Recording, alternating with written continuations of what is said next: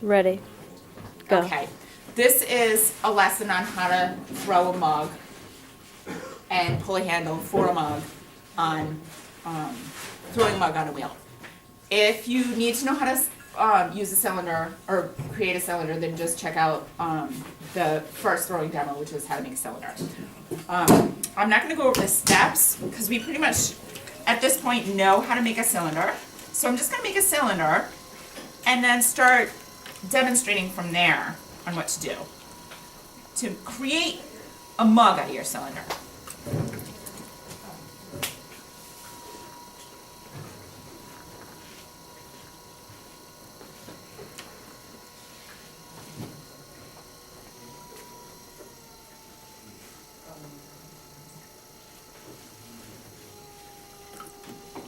Hey Brian, did you grab the mending stuff?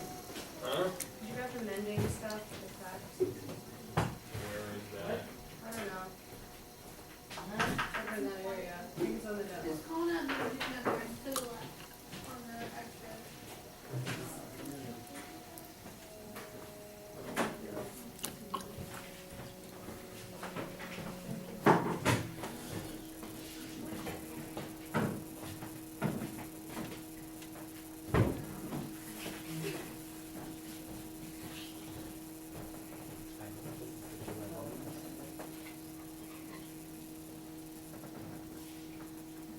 Okay, I've just created a cylinder that I'll be making into a mug. When I make the cylinder, I want the bottom to be flat, which it may not be. So how do I fix that? I can take this, which is a wooden rib, clean off all the lumps of clay,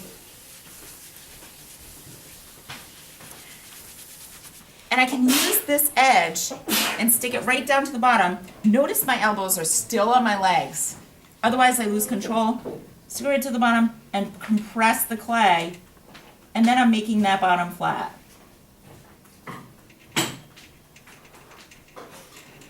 Next thing is, I have to think about form. I want you to consciously think about what form you're gonna create before you create it.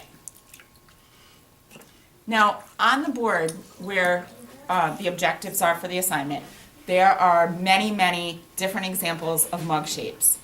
There's also an example of my handout, which I will give you later on today, probably at the end of class for your folder, so you can review that. They kind of illustrate, the handout illustrates good and poor examples of the objectives on the rubric. Once you make a cylinder, you want to pull it so that the walls are even. If anything, there might be a little bit of a thicker area at first at the bottom, but you want the bottom to be flat and the walls from here up to be even. This extra clay down here, you can trim off with your wooden knife before you take it off the wheel head. Okay. Then you want to sketch out, have on your phone, although I don't suggest that you have your phone out while you're throwing, the shape of a mug that you want to have. Right over there, Nick, if you could page over in between Aishan and Coburn, I have hanging sketches of mugs that I'd like to create. I would like you to have a visible example, maybe send me a pin, sketch it out on paper of the shape that you want to create. Otherwise, I have no way to help you because I don't know how to help you create the shape that you want unless I see the shape that you'd like to create. Why does shape matter? Different types of shapes do different things when you have liquid in them. For instance, a mug shape that is skinny in the center and wide up top and wide on the bottom is perfect for, a wide top is perfect for like whipped cream. A mug that's wide on the bottom, let me show the whipped cream mug. Good for whipped cream. Good for travel in the car. because when the liquid splashes, it splashes back in on itself. I have 2 of these mugs. I leave one here and I leave one at home. And I tried to bring coffee to school with it yesterday or the day before, and I spilled the coffee all over myself. Why? Skinny on the bottom, wide on top, gradually gets wider on top. You don't want to have this cup in the car. But it looks elegant, it's pretty looking, right? Another mug that's good for travel, like fat body, and the liquid splashes in on itself. You could also put whipped cream on it. Now, if your width of your mug is wider than 3.5 inches, when you go to drink out of your mug, you're gonna spill liquid down the corners of your mouth. Not good. Nobody wants liquid on their shirt. If it's narrower than 2.5 inches, and all of this is on your handout, you go to drink out of it, and you can't because it'll shrink a little bit and it'll hit your nose, so you'll be like, you know? Also, some people try to create a lip that's just too thick. This is one of my favorite mugs made by Jason Smith. He was a guy that I went to college with. And this mug looks very, very heavy, but it's not, because notice the width of the lip. He's got the thickness here instead of here. If the lip is too wide, you won't be able to drink out of it without spilling it on your shirt. Even if this is narrower than 3.5 inches, you'll still spill it on your shirt. Not so good. Bad move. So you gotta use a chamois. So let's pan back to my cylinder. And I am gonna make a travel mug. The bottom is flat. I'm gonna take my chamois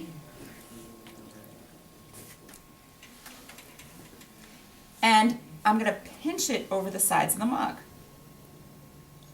Inside and outside. Pinch.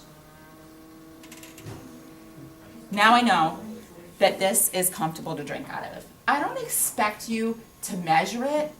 Eventually, if you look at the example mugs enough, you'll kind of get an idea of what's a good shape or not. If it's too sharp, it won't hold glaze. An area on a cup that doesn't have glaze will collect bacteria. Matter of fact, if you guys ever donate like chipped pottery to Goodwill, they throw it away, because any chipped pottery cannot be resold because it collects bacteria, unless it's a historical thing, but not functional anyway. Now, shape. How do I get the shape? Well, this gets really fun to do, because what you can do is take your inside hand and push out. I'm going to try to get this so Nikki can see it. Push out for my travel mug.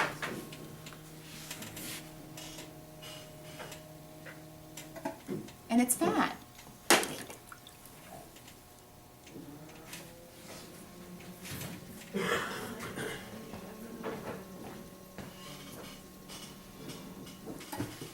Perfect. Now what do I do with the foot? Trim the extra off. Remember how I said the bottom of your foot can be a little thicker?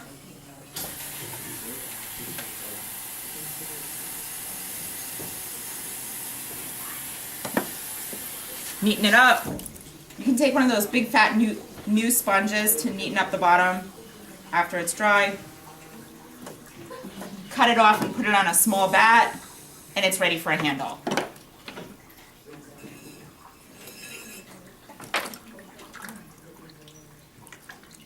Clean your hands, dry them, because remember at this point our cylinders are thinner. So you're going to dry your hands on your apron. I'll wash these aprons twice a week if I have to, and then set them on there.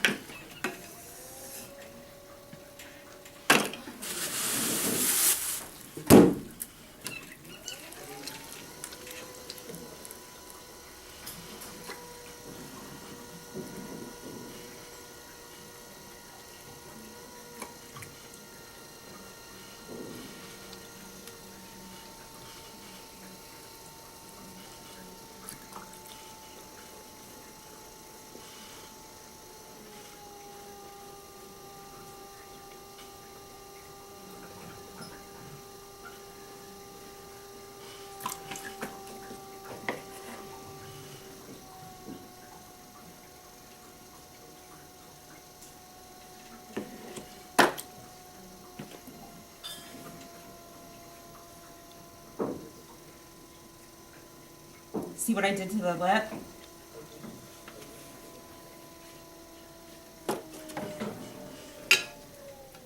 Now, I'm going the opposite way because I'm going to make a mug for hot chocolate with cream. You can stick 2 fingers on the outside, 1 on the inside, and do a ripple.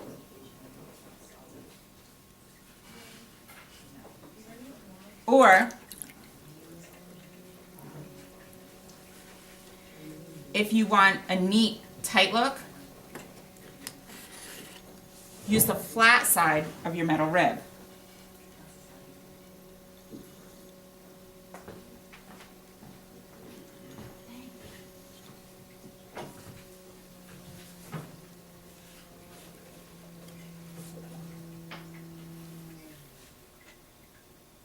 A lot of it is personal preference.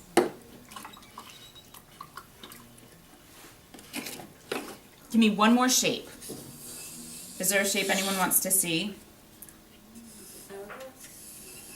Is that possible? Hmm? An hourglass, is that possible? Sort of shape? Like what type of shape? Like an hour, like really, like thin, it kind of cups up and at both ends, the top and bottom. Sure. But I'll show you how to handle a lip.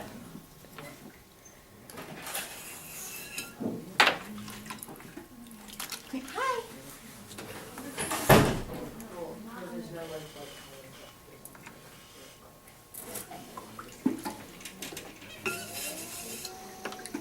You don't have to use just like clean mud. No, it's good.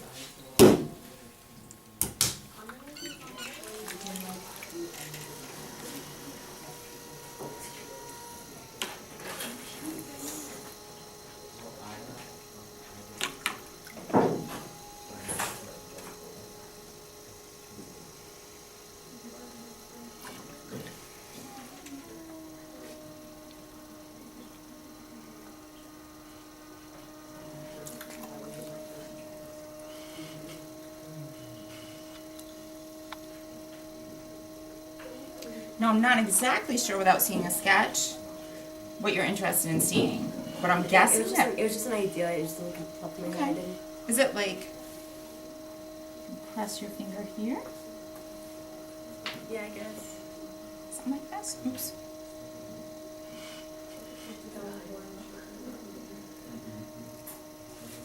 I'm kind of glad that that happened up top, because I can show you how to fix it. Needle tool.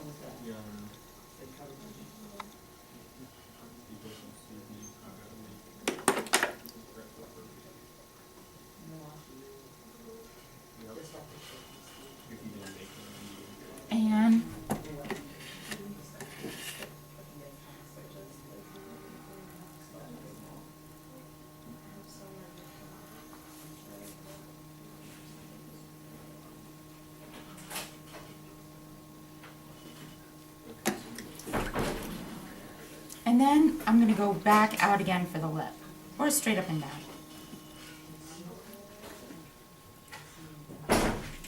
This would be a nice mug to grab in the middle. If you have a pool of water inside, you're just going to soak it up.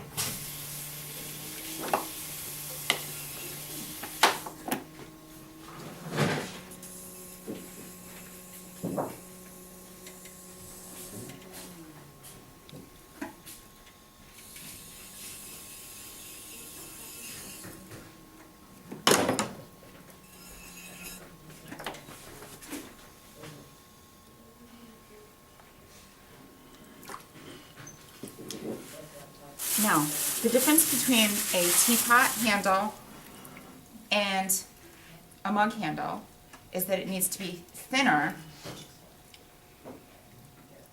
as you saw from the sample mugs.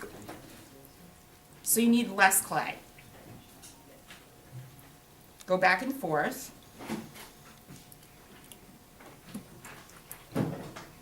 I just broke off a piece that just didn't look right.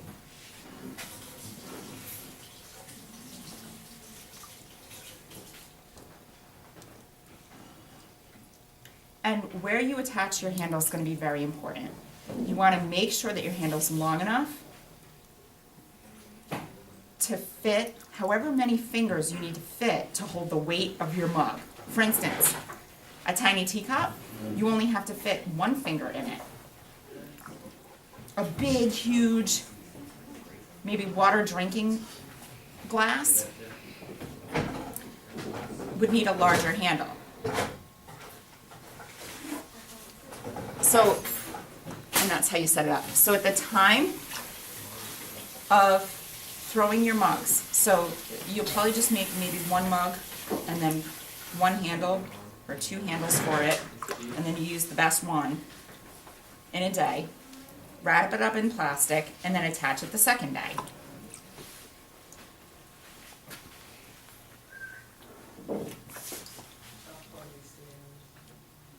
I like to pull my handle right at my wheel head. Why? Because you can make a mess, and you're gonna clean your wheel at the end of class anyway.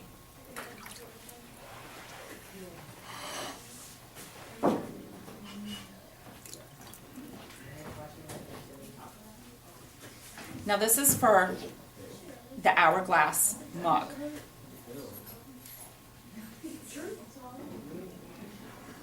Because I'm going to attach it from here to here.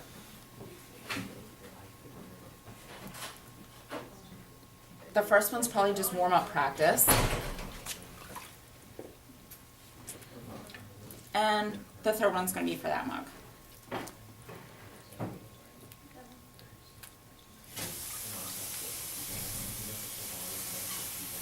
If you come back at lunch and it's a nice day out like today, make sure that there isn't, downpours in the forecast. You can leave your handles and your pottery, or your mug, your cylinder shape for your mug, completely unwrapped in the sun. Be here second to throw and pull, and come back at lunch and attach. But I don't expect anyone to do that. That's just for people that want to. This is for this one. What you'd most likely do is wrap it up, no damp paper towels, wrap it up, and then the next day attach. Thank you. You're welcome. Okay, so. Wait, how do I turn it off? Press record. Press the same button.